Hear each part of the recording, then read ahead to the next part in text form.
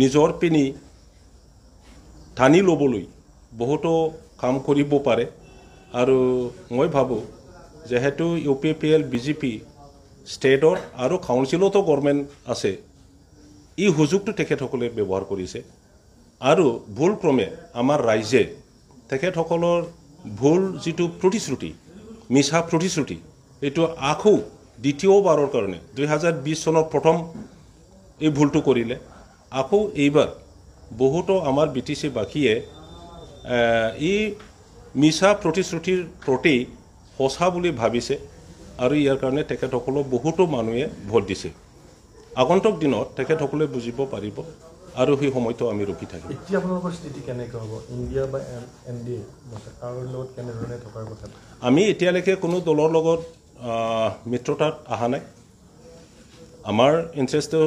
হ'ল BTC বাকীক আমি কেনেকৈ ভাল এটা ষ্টেটাছত আমি আনিব পাৰোঁ মানে BTCত কেনেকৈ আমি সঁচাকৈ শান্তি প্ৰতিষ্ঠা কৰিব পাৰোঁ অঞ্চলৰ বিভিন্ন জাতি গোষ্ঠী ধৰ্মাৱলম্বী কেনেকৈ একত্ৰিত কৰিব পাৰে আৰু অঞ্চলত কেনেকৈ আমি উন্নয়নমূলক কাম কৰিব পাৰে এই তিনিটা উদ্দেশ্যটো লৈ পেলাই আমি কাম কৰিছোঁ আৰু আগন্তুক দিনতো সেইটোকে লৈ পেলাই আমি আগুৱাই যাম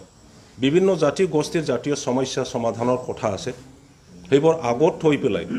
যেন কোনো জাতি গোষ্ঠীৰ জাতীয় সমস্যা ৰাজনৈতিক সমস্যা অৰ্থনৈতিক সমস্যা শিক্ষাৰ সমস্যা বা সামাজিক সমস্যাবোৰ বাদ পৰি নাযায় ইয়াৰ কাৰণে BPF দল হিচাপে আমি কাম কৰি যাম লাষ্ট কুৱেশ্যন আছে বহুকেইটা সমষ্টিত কিন্তু UPPLৰ বিষয়ে আপোনালোকৰ যিটো ভোটিং পেটাৰ্ণটো ট্ৰেণ্ডিংটো কিন্তু বাঢ়িছে ভোটৰ পাৰ্চেণ্টেজটো আপোনালোকৰ বাঢ়িছে BTC বাকী এতিয়াও BPFৰ লগতে আছে এইবাৰ ইলেকশ্যনত আপোনালোকেতো দেখিছে যিটো মই মিছা প্ৰতিশ্ৰুতি বুলি ক'লোঁ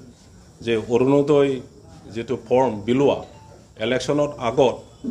ফৰ্ম বিচাৰি গ'লেও নাই বুলি কৈছিল কিন্তু ইলেকশ্যনৰ সময়ত কোড অফ কণ্ডাক্ট থাকোঁতেও এইটো সময়তে গাঁৱে গাঁৱে টাউনে ঘৰে ঘৰে গৈ পেলাই মনাত লৈ মানে অৰুণোদয়ৰ ফৰ্ম যাচি দিয়াটো সেইবোৰ কিমান মানে বিশ্বাসযোগ্য কাৰ্য গতিকে সেইবোৰকে বহুত আমাৰ অশিক্ষিত আৰু আৰ্থিকভাৱে দুৰ্বল ব্যক্তিসকলে কিবা এটা পাব পাৰে বা পাম এইটো আশাত ভোট দিছে এইটো আৰু